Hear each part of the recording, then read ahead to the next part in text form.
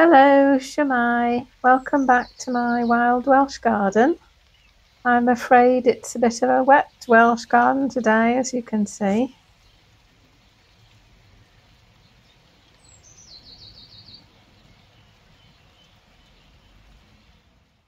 Yes, I knew I was getting rain withdrawal symptoms.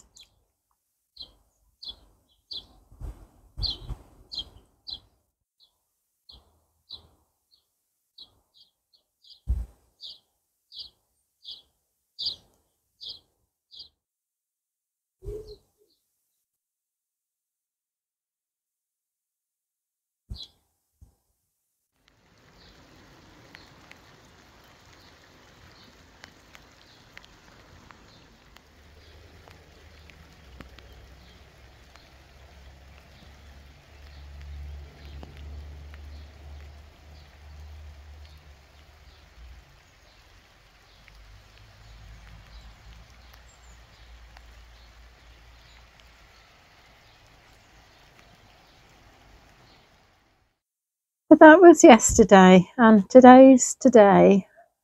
The sun is not exactly cracking flags, and I'm not exactly in my t-shirt.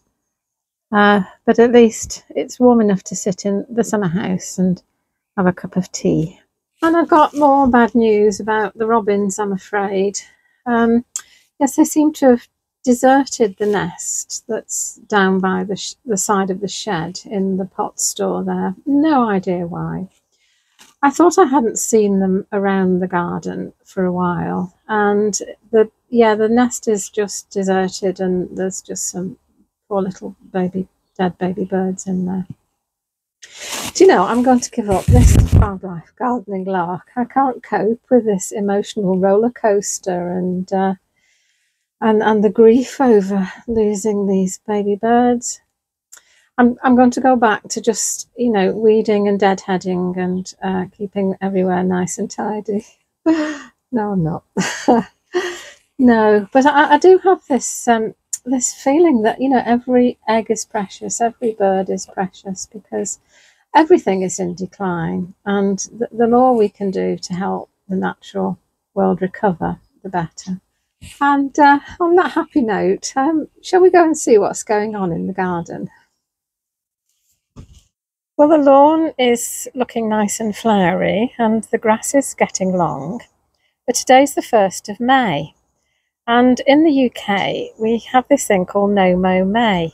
It was started by an organisation, a charity called Plant Life, to try and encourage people to mow their lawns less, really. And so what they do is they ask people to not mow their lawns in May and just let the grass grow and the flowers bloom, to provide habitat for lots of invertebrates actually in the grass, and also flowers, so pollen and nectar for some of the pollinators. And so each year I have this sort of dilemma, really. Do I cut the lawn before May, and then it's just got a month to grow, but then I would have cut off all these lovely daisies and these lovely dandelions. So I haven't cut the lawn at all this year. And so, yeah, I'm obviously going to have a very long lawn by the end of May. There's so much new growth. Look at these lovely new rose shoots.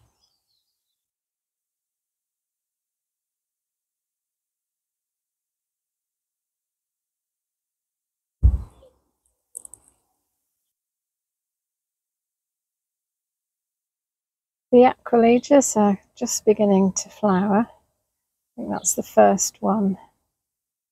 But there are plenty more on their way. The Welsh poppies are flowering.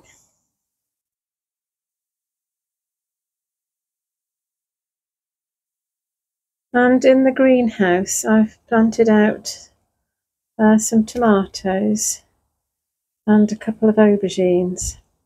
These have been growing on a window ledge in the house, and the aubergines look okay, but the tomatoes are just getting too long and leggy.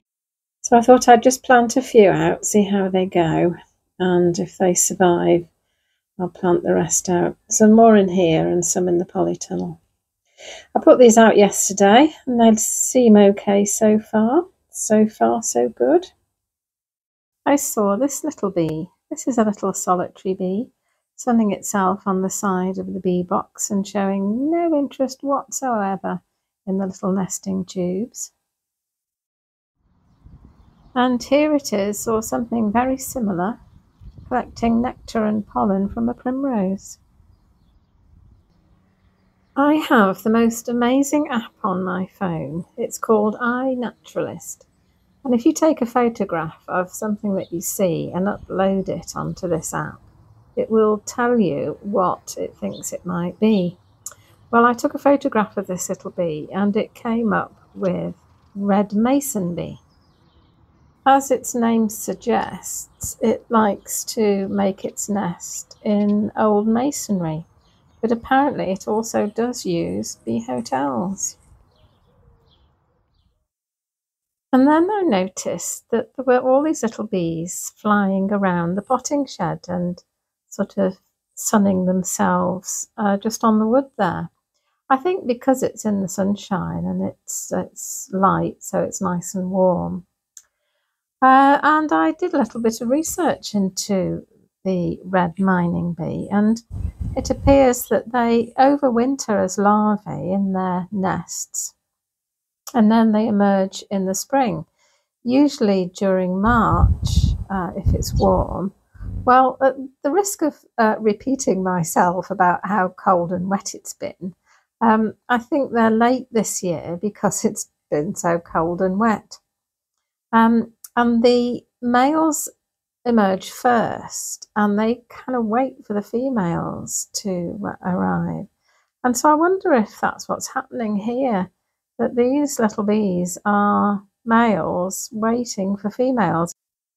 So maybe I'm a bit ahead of myself. Maybe there's time yet for these little bees to start showing an interest in the bee hotels and laying their eggs in there.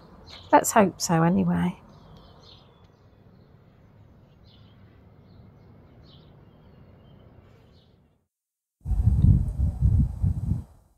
Here's another little bee, this time on the forget-me-nots.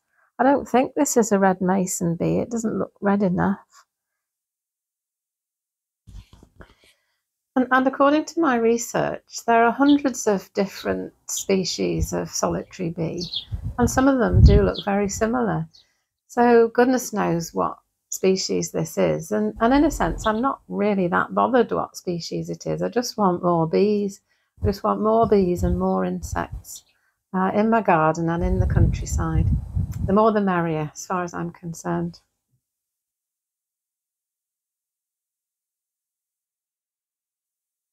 And there's lots of new growth in the hedge. This is the side of the hedge that I didn't prune in the winter. So on this side, there are the flowers of the bird cherry. They're kind of going over now.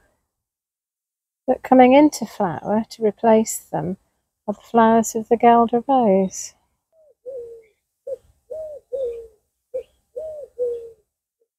But I can't see any flowers on the hawthorn, and there were no flowers on the blackthorn. Whereas over the road there's this hawthorn, which I put in at the same time and has hardly been pruned at all really, which has lots of flowers. And more on their way. And there's a lot of honeysuckle flowers just ready to come out. It's going to smell lovely down here soon. You may be wondering why I'm bothering with a native hedge. I live in the countryside on the edge of a Bannau Brycheiniog. There must be plenty of hedges around. And yes, that's true, but the way that the farmland is managed is really bad for wildlife. In the UK, it's illegal to cut a hedge during the nesting season. So from the beginning of March to the end of August, the hedges are all left alone. The first week in September, the farmers all come out with their great machines and start chomping them all back. So any of this year's new growth that could produce flowers next spring is all cut off. So next spring there's no flowers for the insects. And any of last year's growth that did manage to produce flowers and that could produce berries is also cut off. So there are no berries to feed the birds through the winter. I mean, you would think that a national park that exists to look after the wildlife in this area of natural beauty would be a little bit better at it. The autumn raspberries are flowering, although the way I've pruned these, they're not autumn raspberries anymore, are they? They are all summer raspberries.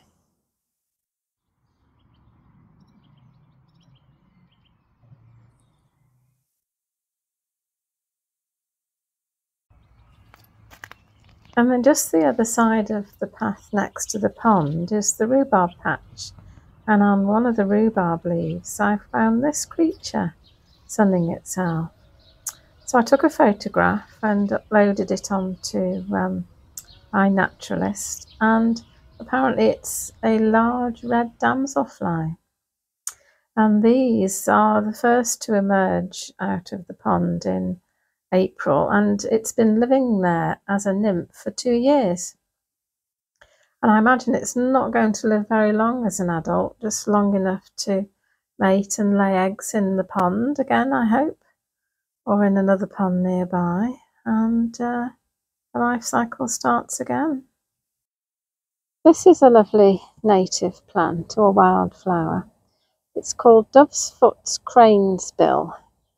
And I've always seen it as a weed and pulled it all out. And this year I haven't. I've just let it grow.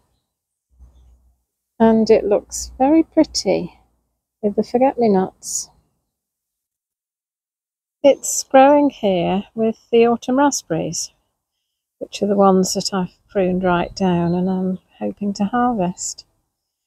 I don't think it's going to hurt them at all.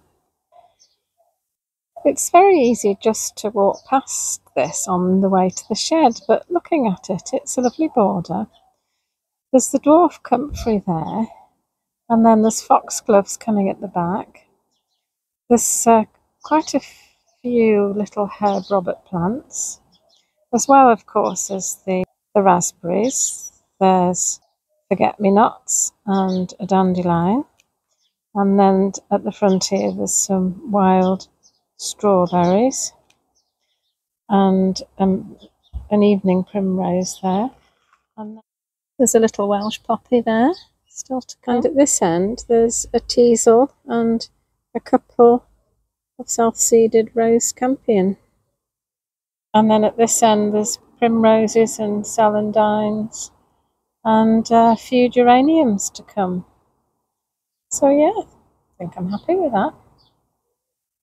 But very, very few insects, and all these plants are good for insects. And the only thing I can think, apart from just the general decline in insects, is that it's because of the weather. I mean, have I mentioned it's been very cold and wet this spring? But yeah, it's been very cold and wet this spring, so maybe that's the reason. And there's a seat at the end of the bed, and actually that's one of my favourite places to sit in the garden. If I sit here, this is what I can see. The veg beds are still bare, and you know the reason for that. I did actually get the sweet peas out of the greenhouse a few days ago to harden off, and I ended up putting them back yesterday. It was so cold and windy. I felt sorry for them. And there's often a bee on the comfrey, so I sit here to this accompanying sound of buzzing. So thanks for joining me in my wild Welsh garden. Thanks for watching, and please like and subscribe if you haven't done, and I'll see you in the next video. Bye! Wildflowers!